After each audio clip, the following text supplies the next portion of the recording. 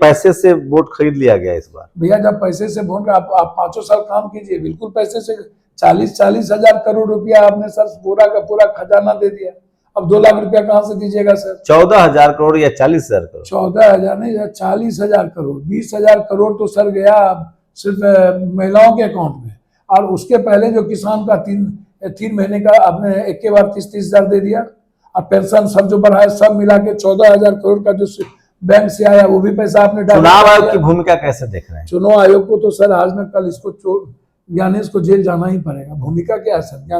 ज्ञानेश ही तो चुनाव जितवाया है, ज्ञानेश ही तो चुनाव लड़ा है।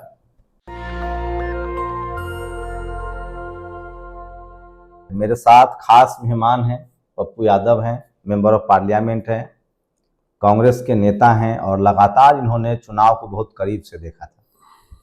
बिहार के जो नतीजे हैं क्या हैं इसके मायने? आज शपथ ग्रहण था लेकिन बिहार में सन्नाटा था, लोगों में कोई खुशी नहीं है, कोई उत्साह नहीं है। तमाम लोग इस बात को महसूस कर रहे हैं। चुनाव आयोग के SIR पर भी सवाल उठ रहा है। SIR जहां और SOC 28 अब तक BLO की मौत की खबर सामने आ रही है। समझने की कोशिश करेंगे कि कांग्रेस पार्टी इसको कैसे देख रही है, पप्पू यादव इसको कैसे देख रहे हैं और आगे की क्या भविष्य की रणनीति होगी। बहुत बहुत शुक्रिया सर हमें समय देने के लिए। नमस्कार, नमो बुद्धाय, जय भीम। जी जय भीम। क्या लग रहा है सर, ये लोग कह रहे हैं कि लैंडस्लाइड विक्ट्री है, बीजेपी की लैंडस्लाइड विक्ट्री है। देखिए हम आज इनका वोट था जी, देश के बहुत बड़े मतलब 24 घंटा राजनीति करने वाला जो हमारा देश का प्रधानमंत्री है, उन्हें देश की चिंता से ज्यादा उनकी सियासत, कुर्सी रहती है, उनकी राजनीति, उनका परसेप्शन, वो नैरेटिव बनाते रहते हैं। आज वो पहली बार हमने सुना कि 2 किलोमीटर के रेडियस में 3 किलोमीटर वो प्रधानमंत्री जी हैं। पहले तो बाय रोड आते थे हाथ हिलाते हुए, आज वो हेलीकॉप्टर से आए। उन्होंने इतना शक्ति प्रदर्शन पहली बार देखा। उनको लगता है कि मेरे कारण से नीतीश कुमार जी चुनाव जीते या बीजेपी की जीती, और वो बहुत लंबे समय से उनको लग रहा था कि हम बिहार में बीजेपी क्यों नहीं आती। सभी जगह हम आते हैं, बिहार में नहीं आ पाते हैं। बिहार की मेंटलिटी बीजेपी के मेंटलिटी से थोड़ा अलग है, उसको समझना होगा। लगभग 80-81% आप ये लोग हिंदू बोलते हैं कि हम लोग हिंदू हैं, तो मैं सनातन और सभी धर्म के लोग हैं इसमें, जो अम्बेडकरवादी लोग हैं, बुद्धवादी लोग हैं, कबीरवादी लोग हैं, लेकिन उनका प्रयोग चलता रहता है, हमेशा वो प्रयोग करते रहते हैं। आज जब हम जा रहे थे इनके वोट के बीच में, हम छपरा जा रहे थे जहाँ एक युवा राजद के अध्यक्ष की हत्या कर दी गई। उनके पिताजी सुनील राय प्रखंड अध्यक्ष हैं राजद के, निर्मम हत्या की गई। 2005 में उसके तीनों चाचा की हत्या कर दी गई थी। और छपरा की स्थिति बहुत अच्छी नहीं है। छपरा आज कल हत्या हुई है, कल हत्या हुई है आरजेडी कार्यकर्ता की, युवा अध्यक्ष आरजेडी का। जी जी। तो नहीं, लगातार हत्या हो रही है। अभी पूर्णिया में एक मंडल फैमिली को मार दिया, गरीब था, हम गए थे परसों रात में, हम वही थे। तो जब हम जा रहे थे तो हमको कहीं कुछ दिखा नहीं, सड़कों पर, रोड पे कहीं आतिशबाजी, लोग ताश खेल रहे थे, कहीं कुछ कर रहे थे। बस जीविका दीदी को जबरदस्ती जो लाया जाता है वो थी। और बीजेपी में जो बीजेपी मानसिकता के लोग होते हैं, आप जानते ही हैं कौन होते हैं वो लोग। कुछ 10 एक गाड़ी पर 10-20 आदमी एक बस पर इस तरह से लाइव आदमी था, कोई उत्साह नहीं थी। मंच पर भी मैंने उत्साह नहीं देखा, लेकिन हम तो हत्या के बीच में थे, तो मैंने देखा प्रधानमंत्री जी जिस तरीके से गमछा हिलाए और फिर जिस तरीके से अपने मुख्यमंत्री और बीजेपी का शक्ति प्रदर्शन किया, उसमें हमें जदयू कहीं नहीं दिखा। लगा ये मेगा शो है बीजेपी का कि नीतीश गायब है इसमें। हाँ, नीतीश कुमार जी के चेहरे पर मैंने बहुत खुशी भी नहीं देखी, हंसी भी नहीं देखी, और नीतीश कुमार के मंत्रियों के चेहरे पर मैंने बहुत हंसी नहीं देखा।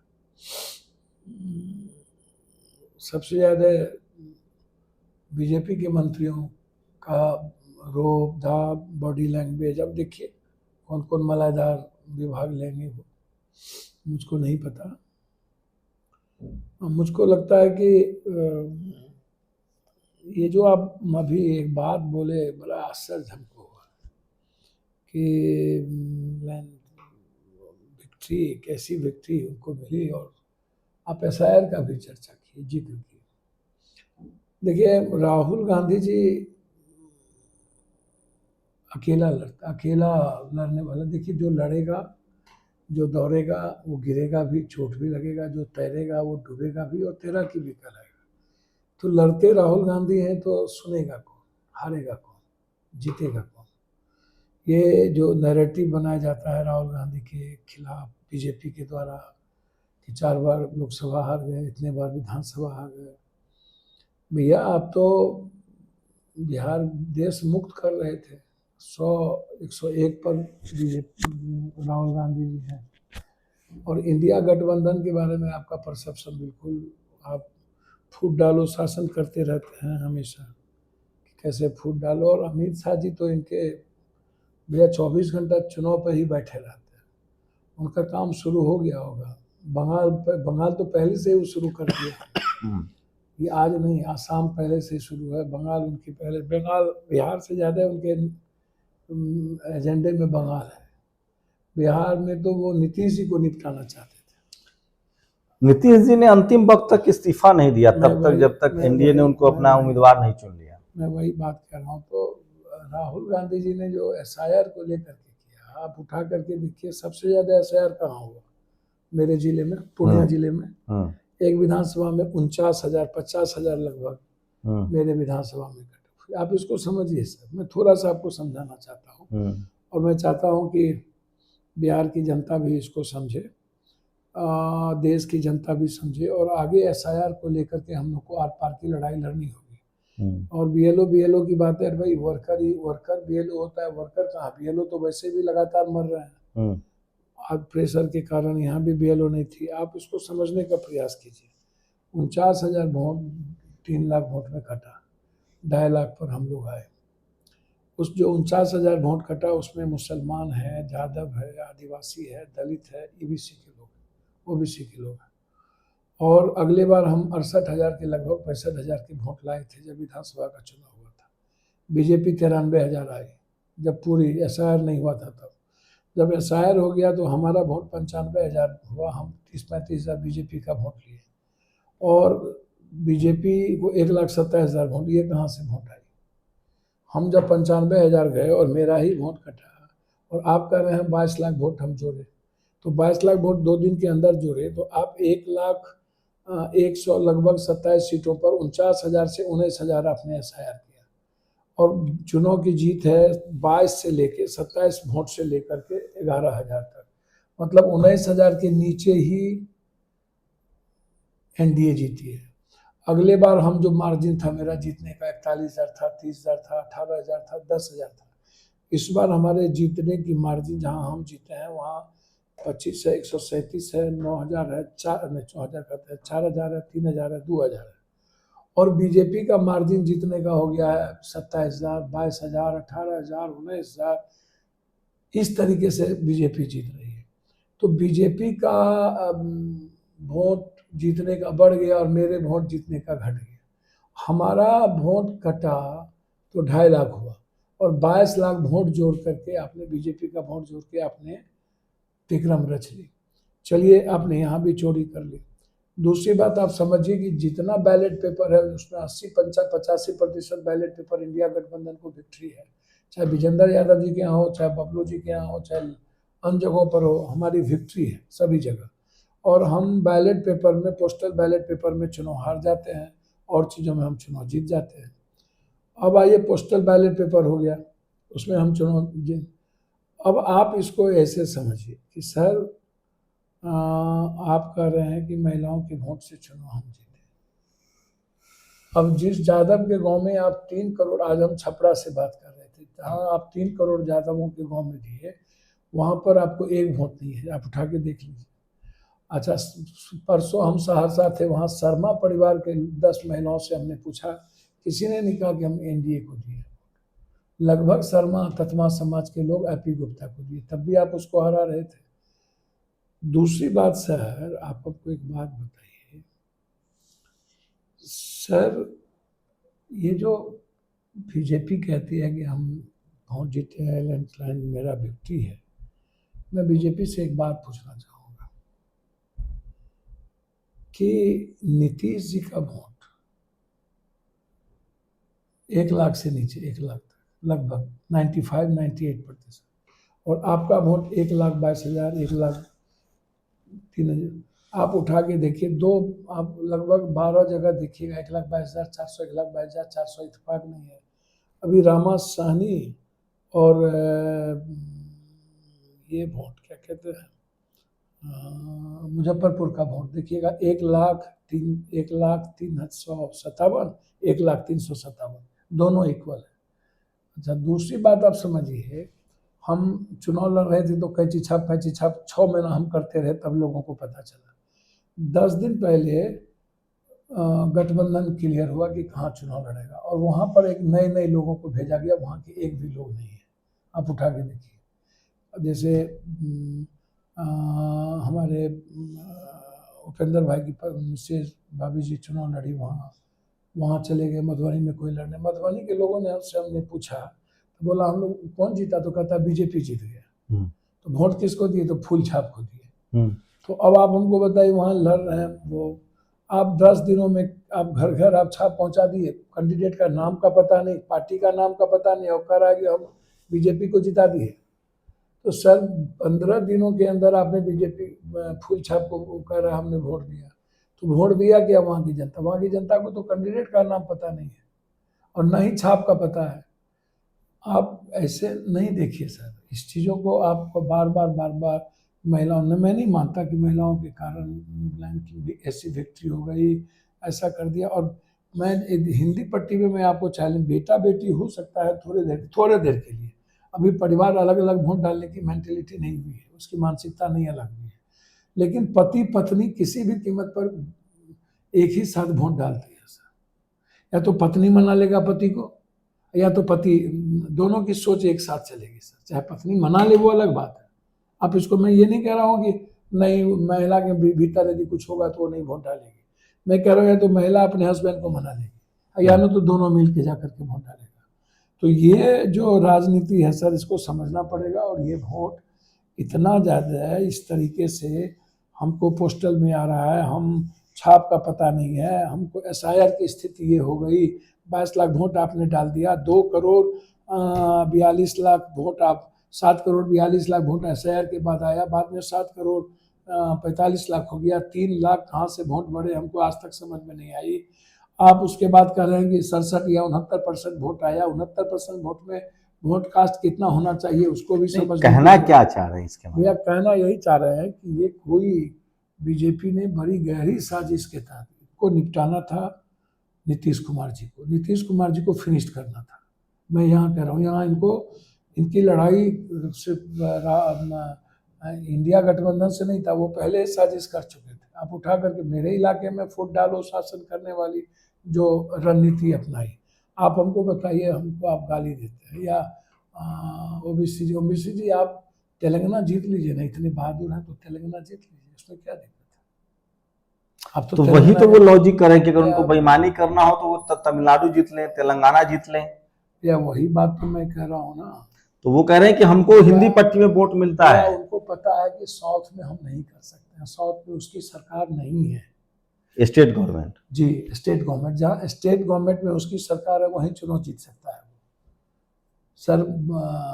और मुझको आप देखिए, मैं एक बात आज आपको बता देना चाहता हूँ, यदि नीतीश कुमार जी सजग नहीं होते तो आज नीतीश कुमार मुख्यमंत्री नहीं होते, आप इसको जानिए। कैसे सर?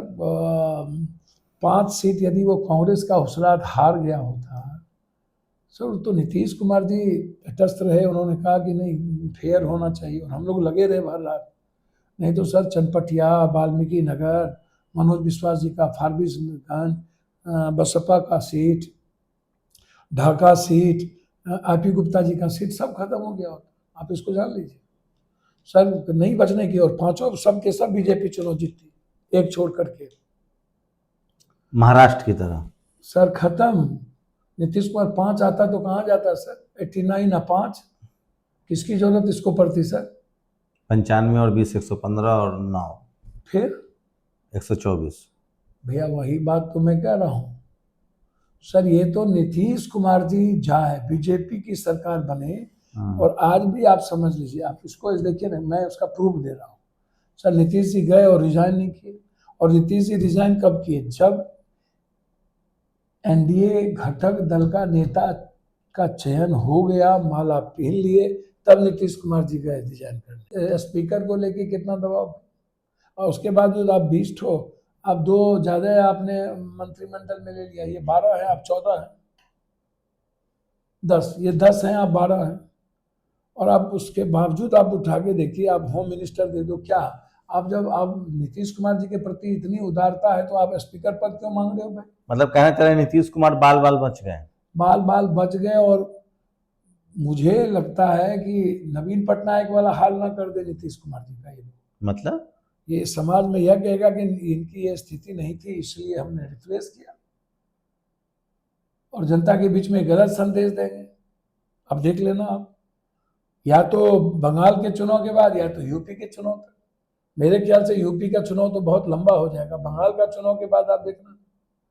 और ये इनकी गिद्ध दृष्टि सारे दलों पर है, और ये तो आप अत्यंत पिछड़ी जाति, और पिछड़ी जाति की संख्या नीतीश कुमार जी की पार्टी में सबसे ज्यादा है, तो इनको तोड़ना दिक्कत होगी।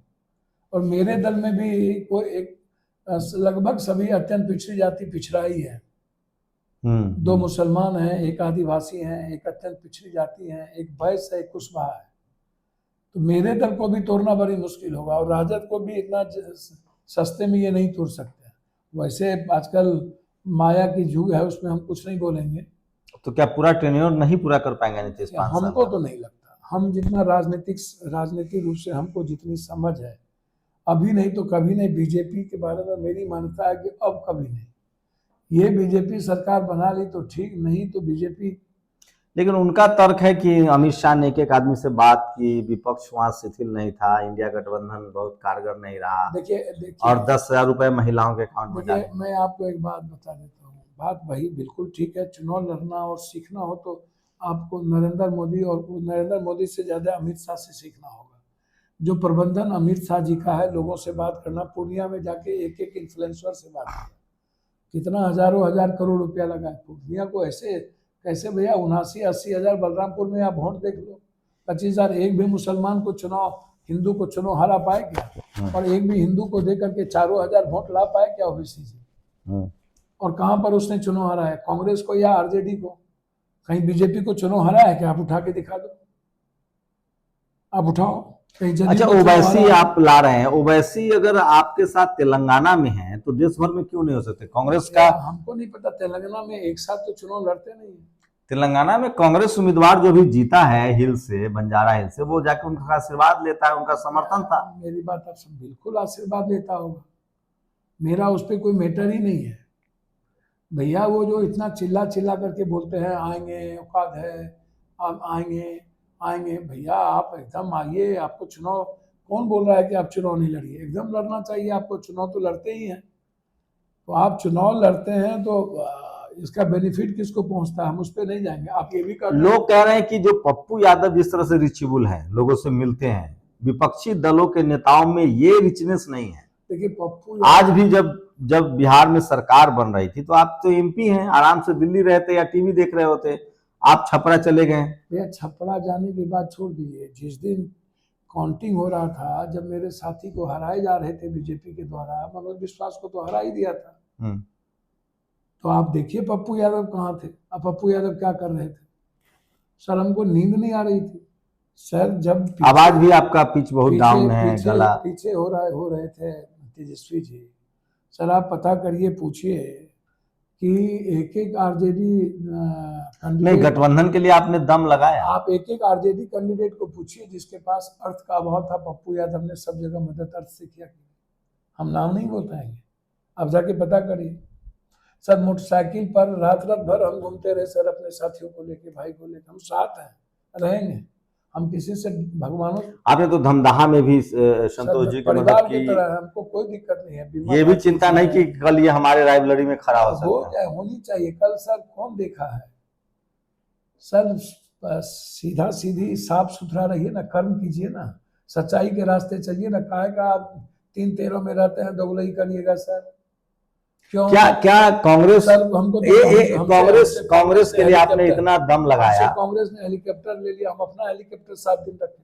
क्या क्या क्या कांग्रेस पार्टी की जो स्ट्रेटजी थी, चाहे वो प्रभारी हो, अध्यक्ष हो या आला कमान हो, आप संतुष्ट हैं उससे, और लगता है कि कुछ और करने की जरूरत है, ऐड ऑन करने की जरूरत है? कुछ चीजें करने की चीजें हैं। देखिए सर, एक तो कांग्रेस में औपचारिकता बहुत है, और औपचारिकता के बाद प्रोटोकॉल बहुत है कांग्रेस में। प्रोटोकॉल, डिसिप्लिन है या एक डेमोक्रेटिक स्ट्रक्चर है? डेमोक्रेटिक स्ट्रक्चर का मतलब ये थोड़ी है कि संवाद नहीं होना लीडर से। सर अमित शाह डायरेक्ट बात करता है सबसे। सर एक वर्कर को बुलाया, बोला कि भैया तुम मेरे लिए काम करो और इतना खर्चा तुम्हारा हुआ, ले लो। अमित शाह जी सबसे घरे घर बात करता है। मुझे तो वो आदमी के बारे में समझ में नहीं आता। मैं उस व्यक्तिगत बेचारी का आलोचना कर सकता हूँ, लेकिन अमित शाह आलोचना करने के लायक नहीं है। रिच में है, मतलब एक आम कार्यकर्ता से जहां जहां उसके जहाँ बागी थे सबको मिल मिल के बैठाया। पूर्णिया में बैठ करके कैंप करके पप्पू यादव को मात दे देना, और जिसका 800 वोट नहीं हो वो क्षेत्र पे चुनाव जीता लेना।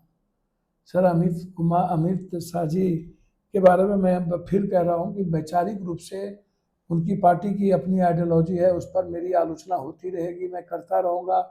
मैं चूंकि जात पात कांग्रेस नहीं कर सकती, हिंदू मुसलमान कांग्रेस नहीं कर सकती। जिसको करना हो उसको जो करना हो, और जिसको क्या करना हो वो करते रहे। लेकिन आप प्रोटोकॉल इतना आप कर दीजिएगा। अच्छा, दूसरी बात, सबसे बड़ी बात, एनडीए गठबंधन का सबसे बड़ा प्रॉब्लम क्या है कि आप अंतिम दिनों तक वर्कर को दोहराते रहते हो, कभी इस घर कभी वो घर। इंडिया गठबंधन, इंडिया गठबंधन, एनडीए ने तो नीतीश जी और बीजेपी ने तो अपना सीट पहले अनाउंस कर दिया। कोई अनाउंस नहीं कर दिया था सर। जब काउंटिंग नॉमिनेशन शुरू हुआ तब अनाउंस हुआ था सर, फिर भी और गठबंधन भी फाइनल नहीं हुआ था सर। तो इसीलिए चुनाव जीतने के लिए ये नहीं लड़ा जा रहा था। ये बीजेपी पहले से 6 महीना पहले से बीजेपी और ज्ञानेश जी, देखिए एक बात समझिए, ज्ञानेश जी गुरुदेव ब्रह्मा गुरुदेव विष्णु गुरुदेव देवो महेश्वर, गुरुदेव परम तस्मै। ज्ञानेश जी अमित जी से एक बात भी अलग नहीं कर सकते, और यह चुनाव ज्ञानेश और अमित शाह जी मिल के लड़े हैं। इसको आप लिख लीजिए सादे कागज पर। हर स्ट्रेटजी ज्ञानेश जी, और एसआईआर जो है, ये मुद्दा क्या है भाई? एसआईआर को कहाँ से लाया गया? पहले तो आप इसको समझिए ना, एसआईआर में नाम किसके कटे, और उसके बाद आप ट्रेन से लाला के इधर से ट्रेन से लाए, और बीजेपी का झंडा लगा करके लाए और वोट डलवाए, और उसके बाद इधर से ट्रेन ले ही नहीं गया, ठूस ठूस के लोग हमारे जा रहे हैं। तो भैया अब तो अमित भाई ने कहा था चीनी मिल 2 लाख रुपया, अब तो डिमांड शुरू होगा 2 लाख रुपये। महिलाएं कह रही कि हमको तो 2 लाख कहा गया, 10,000 पहली किस्त। नहीं 10,000 तो मिला ही नहीं। 10 कितने महिलाएं कह रहे, हमको 1 रुपया नहीं मिला है। तो अब तो 2 लाख रुपया की भी बात आएगी, चीनी मिल का भी बात आएगा, डेवलपमेंट की भी बात आएगी, अब तो क्राइम पर बात आएगा। तो वो सब है, क्या करेंगे, मेरा वो नहीं है। अब तो मलाईदार विभाग के बंटवारे को लेके मारामारी होगा। आप समझिए मेरी बात को, हमारी आपकी क्या भूमिका, चूंकि अब 4 साल का लंबा गैप है, 4 साल बाद लोकसभा चुनाव है, 5 साल बाद विधानसभा चुनाव है, क्या कांग्रेस आपको बड़ी जिम्मेदारी दे? हमको तो नहीं लगता। कांग्रेस के बारे में मेरे भैया मैं इतना जानता हूँ, ठीक है, अनुशासन होना चाहिए और ऊपर से नीचा एक चीज़ें होनी चाहिए, लेकिन अपने नेता से संवाद भी ना हो पाए मेरे जैसे व्यक्ति का, और किसका होगा सर? सर आप हमको बताइए ना सर। नेता हमारे सबसे अच्छे हैं और सबसे लोकप्रिय हैं, सच्चाई में आपको बता रहा हूँ सर। मोदी जी से ज़्यादा लोकप्रिय हैं। 34, 35, 36 करोड़ वोटर सर, आज भी 36, 37 करोड़ वोटर जुड़े हुए हैं सीधा आइडियोलॉजिकल, और इसके संविधान के कारण और देश के कारण कांग्रेस से और राहुल गांधी जी से। सर राहुल गांधी जी को यह समझना पड़ेगा कि वो नहीं, उनकी बात नहीं है। 37 करोड़ लोगों का सवाल है जो कांग्रेस की आइडियोलॉजी से जुड़ा हुआ है, 34 करोड़ से 37 करोड़। सर इसको समझना पड़ेगा। यदि यह किसी 2-3 व्यक्ति के हाथ में सिर्फ दे दिया जाए, ये ठीक नहीं है सर। और सर उसको देखा जाए, जो आदमी गांव के सरपंच के चुनाव को लड़ रहा है, जो नेक टू नेक लोगों से मिल रहा है, बात कर रहा है, जो आप उससे बात करिए ना, जो जमीन को देख रहा है, जमीन को जान रहा है। सर अब साउथ की तरह इधर की राजनीति हिंदी पट्टी की राजनीति नहीं है।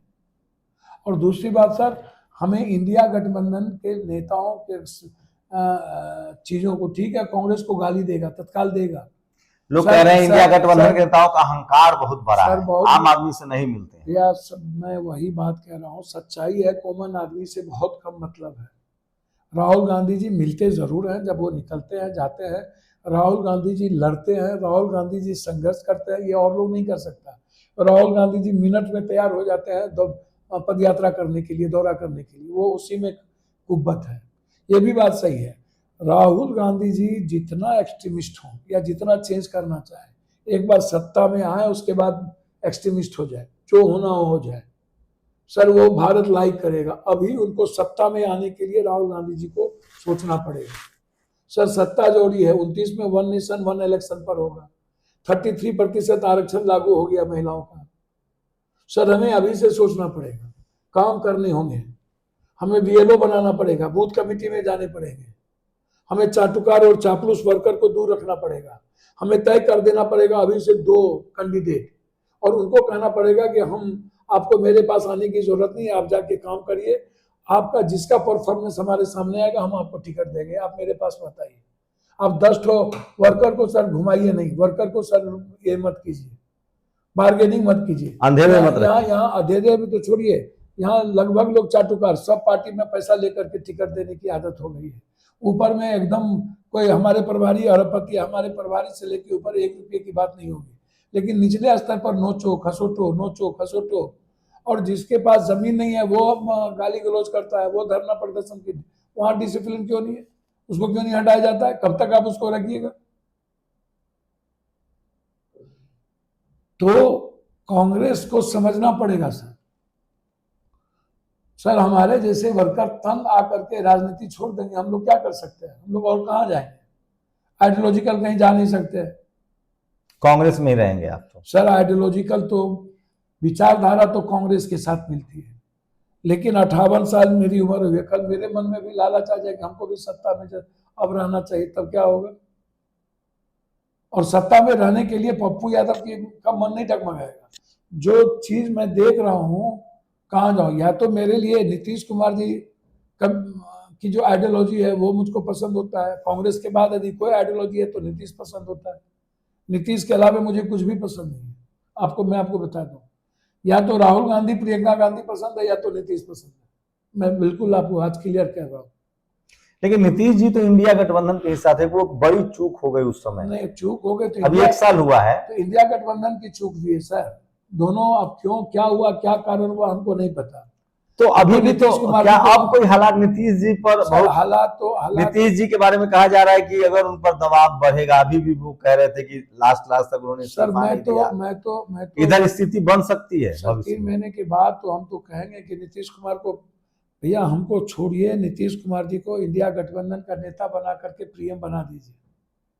सच कह रहे हैं हम सर, अभी मौका है सर। आप ऐसे राजनीति करने के लिए कितना लड़िएगा, कितना एक्सट्रीमिस्ट बनिएगा सर, कितना इंतजार करिएगा? वर्कर टूट जाता है सर, कोई रास्ता राजनीति करना पड़ेगा सर, राजनीति हमको भी करना आपके बारे में कहता है आप बहुत इमोशनल हैं, आप वो जो दाव पे छल परपंच, हमको नहीं करना है छल परपंच। यदि अच्छा किसी को लगे तो ठीक है, हमको बेईमानी शैतानी नहीं आता है। हमको पैसा दे दीजिए, हम या तो दवाई इलाज कराएंगे, या तो शादी कराएंगे, या तो लोगों को रोजगार का पैसा दे देंगे। हमको पैसे दे दे, हमको कुछ ना करे, हमको पैसा रख दीजिए। हम या तो जो इंटर BA की भी है उस लड़की को रोजगार कराएंगे, या शादी में जिसके घर में प्रॉब्लम है उसकी मदद 10-20 हजार। तो आप कह रहे हैं ये पैसे से वोट खरीद लिया गया इस बार? भैया जब पैसे से वोट, आप 5 साल काम कीजिए, बिल्कुल पैसे से 40 हजार करोड़ रुपया आपने सर पूरा का पूरा खजाना दे दिया। अब 2 लाख रुपया कहाँ से दीजिएगा सर? 14,000 करोड़ या 40,000 करोड़? 14,000 नहीं, 40,000 करोड़। 20,000 करोड़ तो सर गया सिर्फ महिलाओं के अकाउंट में, और उसके पहले जो किसान का 3 महीने का आपने एक के बार 30,000 दे दिया, और पेंशन सब जो बढ़ाए सब मिला के 14,000 करोड़ का जो बैंक से आया वो भी पैसा आपने चुनाव आयोग की भूमिका कैसे देख रहे हैं? चुनाव आयोग को तो सर आज न कल इसको ज्ञानेश को जेल जाना ही पड़ेगा। भूमिका क्या है सर? ज्ञानेश ही तो चुनाव जितवाया है, ज्ञानेश ही तो चुनाव लड़ा है। तो फिर आप कह रहे हैं इंडिया गठबंधन के लोग रीच में नहीं है, मेहनत नहीं कर रहे हैं, फिर कह रहे हैं चुनाव आयोग भी जितवा रहा है। नहीं, मैं सारा फैक्टर है, सारी फैक्टर है सर। अंतिम दिनों तक आप टिकट बांटते रहिएगा, क्या होगा सर? नीतीश जी को लेकर क्या आपकी राय है? क्या नीतीश कुमार जी को लेकर के वो फिर से वो आप इंडिया गठबंधन में आ सकते हैं? सर मेरी राय इंडिया गठबंधन को प्रयास करनी चाहिए। नीतीश कुमार का दिल टूटा है, और मैं समझता हूँ नीतीश कुमार अच्छे इंसान है, मैं इतना जानता हूँ। तो ये थे हमारे साथ पप्पू यादव। बेलाग बोलते हैं, बिना लाग लपेट के बोलते हैं, दिल से बोलते हैं। बिहार चुनाव में ये तमाम जो कमी रही उस पर भी बात कर रहे हैं, नीतीश कुमार के रिचनेस के। एक बात तो है, अगर 2024 में नीतीश कुमार इंडिया गठबंधन के हिस्सा होते तो आज SIR चुनाव आयोग का मुद्दा ना होता। क्या इंडिया गठबंधन के लोगों से बड़ी चूक हुई?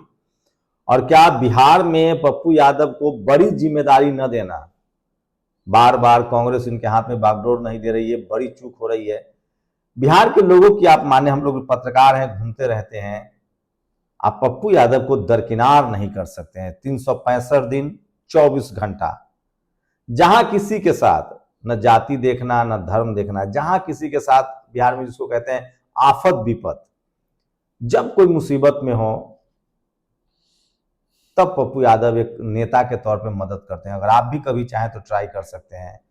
आपको भी कभी कोई मुश्किल हो, लोग अब तो पैरवी से बगैर बेड नहीं मिलता है अस्पताल में, पप्पू यादव मदद करने के लिए हमेशा तैयार है। तो बिहार का शायद ही कोई जिला हो, शायद ही कोई ब्लॉक हो जहां वो नहीं जाते हैं, और ये पप्पू यादव को बिहार के लोगों के नज़रों में एक्सेप्टेड लीडर बनाता है। संसाधन नहीं है, MP हैं सिर्फ, उसके बावजूद ये सब करने पर टीवी अखबार वाले बड़ी आलोचना भी करते हैं, बड़ी आलोचना करते हैं लोग, क्या पैसा बांटते रहते हैं, कहाँ से पैसा लाते हैं। अब चित्रा जी ने जिस तरीके से बात की, हम भगवान पर कोई बातचीत नहीं की, और वो बार बार बहुत विचित्र इस तरह के, मैंने उनको कहा भी कि आप ये सब चीज चलाइएगा नहीं, मैं व्यक्तिगत कहा, और वो उसी चीज को काट काट के बीजेपी। हमने कहा कि जो परिस्थिति है, इंडिपेंडेंट चुनाव नहीं जीता जा सकता। आज भगवानों आ जाए तो चुनाव नहीं जीत। हाँ बिल्कुल, हमने देखा एक भी इंडिपेंडेंट नहीं जीता विधानसभा। चुनाव जीता विधानसभा में, एक भी इंडिपेंडेंट क्यों नहीं जीत गया भाई? कहीं नहीं जिता लिया? या तो एनडीए गठबंधन में था या इंडिया गठबंधन। मैंने कहा कुछ इसको तोड़ मरोड़ के किया गया। जब मैं कई बार कहता हूँ कि भैया कम से कम तोड़ मरोड़ कर, हमारे नेता राहुल गांधी ने छठ पर कोई लैंग्वेज बोला था, छठ पर कोई बात की थी, और उसको तोड़ मरोड़ के, तो उसके टीवी, अभी तो अखिलेश जी के समर्थकों ने धरना दिया आज तक पर, क्योंकि उनके नेता के खिलाफ धृतराष्ट्र बोला गया था। उसका कोई विकल्प है? टीवी अखबार राहुल जी रोज कहते हैं कि हम कोई लोग नहीं दिखाते हैं। नहीं, छोड़ देना चाहिए हमको। एक ही विकल्प है, अपना यूट्यूबर, न्यूज चैनल, और जो दलित, जो सोशल इंजीनियरिंग, जो संविधान की बात करता है, जो भी यूट्यूबर जो देश बचाना चाहता है सर, उसके सहारे के अलावे आप चित्रा जी तो इस सब से नहीं चलने वाला। टीवी अखबार अभी और नहीं, सरकार के साथ रहेगा। अब जिस तरीके से गाली गलौज कुछ प्राइवेट चैनल वाले यहाँ कर रहे हैं बिहार में जादवों को, अन्य लोगों को, तो ये जादव को टारगेट बनाना तो ये सही नहीं है, ये गलत है। 17 जो लोग ये कहते हैं कि अपर कास्ट की स्थिति से बदतर जादव की स्थिति हो जाएगी, लेकिन 99% लोग आपके समर्थन में कमेंट कर रहे हैं। मैं एकदम बहुत क्लियर कह रहा हूँ कि यादव 17% है, और यादव अपने समाज में EBC OBC लोगों को, दलित को सम्मान देते हैं, लेके चलते हैं। आज भी मैं आपको बता दूं, हाँ कुछ भूल होती है, मैं इसको बार बार मैं कहता हूँ, माथा में पगड़ी मत बांधो, दूसरी जात की इज्जत करो, बैकवर्ड फॉरवर्ड ना करो, मैं किसी ऊंची जात को गाली मत दो। मैं हमेशा कहता हूँ, मैं ऊंची जात को सबसे ज्यादा सम्मान करता हूँ, आप उठा करके देख लीजिए। मैं एक आदमी हूँ जो जात पात नहीं करता हूँ। मैं तो बार बार कहता हूँ कि लहरिया कट मत करो, मैं बार बार कहता हूँ अपनी ताकत का इस्तेमाल गरीबों के लिए करो, गरीब को मैं दिल से कहता हूँ। और मैं ये यादव समाज के खिलाफ प्रोपगेंडा है, संघ का प्रोपगेंडा है या सच्चाई है? मैं यादव समाज में इस तरह की गलतियां नहीं करता है। कोई बड़े बुजुर्ग हमारे, अब कोई यादव टाइटल लगा हो, वो मारपीट कर ले, तो क्या वो पप्पू यादव से पूछ के जा रहा है? नहीं, कोई राजपूत कर ले, कोई भूमिहार कर ले, अब आप भूमिहार को गाली देने लगी। हमारी भी तो आदत खराब है। घटना घटी, धानुक समाज के साथ घटना घटी, दुलार चंद यादव मारे गए तो पूरा भूमिहार मार दिया, तो कहा आप पूरा भूमिहार को गाली देने लगे।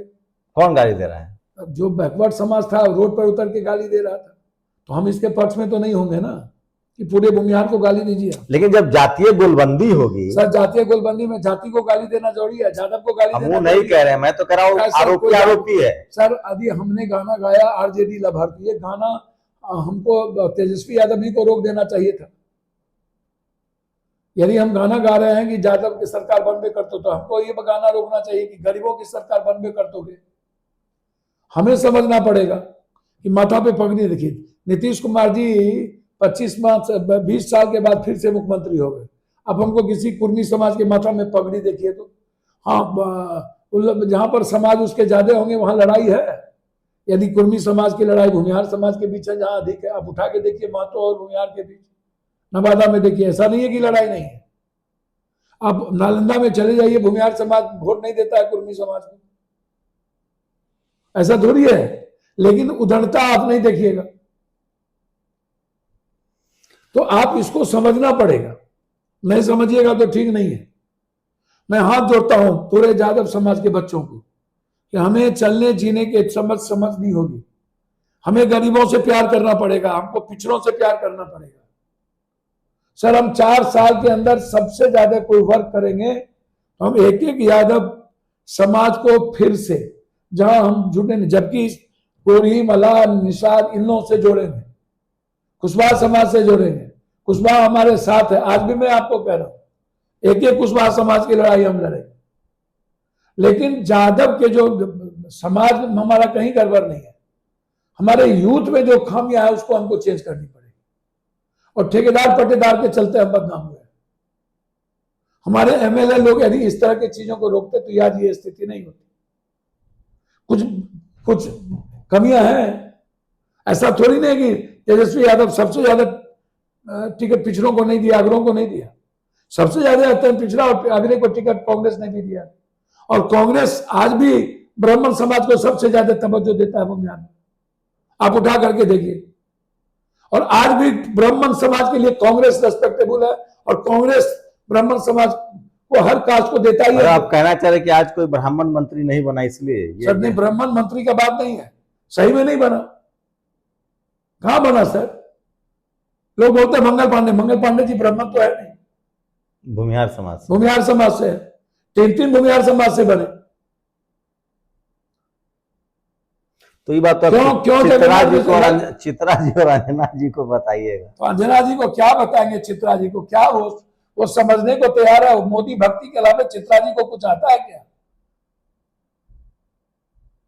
चलिए ठीक है, मेरा इरादा किसी व्यक्तिगत बात नहीं रहती है। मैं फिर कह रहा हूं, भारत सोशल डाइवर्सिटी बहुत जरूरी है। और पप्पू, एक बात तो है कि परसेप्शन तो बना दिया जाता है, लेकिन इस देश में मुसलमान हो तो आतंकी, दलित पिछड़ा हो तो नक्सलवादी, उग्रवादी, यादवों के बारे में भी एक पेंट किया जा रहा है कि ये बदमाश है, दबंग है।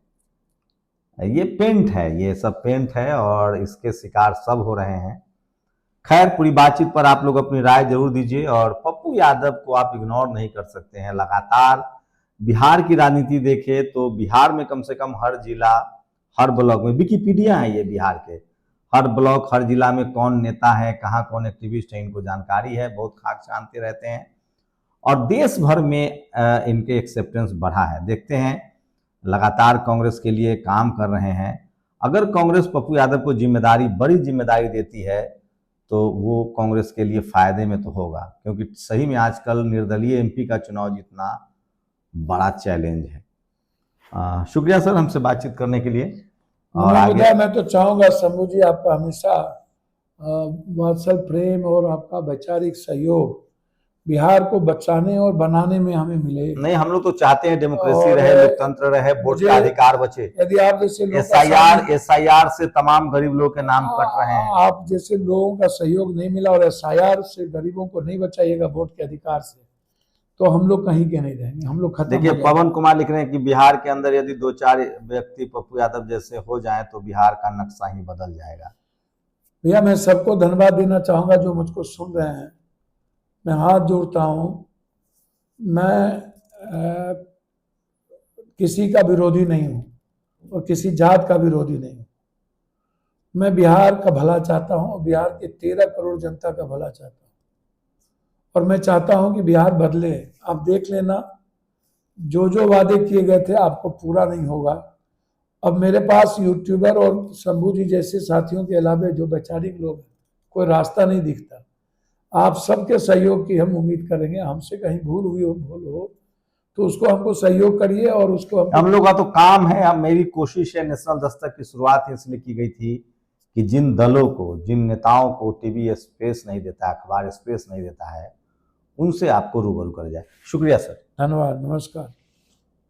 नेशनल दस्तक की आपसे गुजारिश है कि अगर इसको बचाना चाहते हैं तो नेशनल दस्तक को सब्सक्राइब करने के लिए रेड कलर के सब्सक्राइब बटन को दबाएं, फिर बेल आइकन की घंटी दबाएं। नेशनल दस्तक को बचाने के लिए बहुत जरूरी है कि हर खबर को शेयर करें, लाइक करें, कमेंट जरूर करें।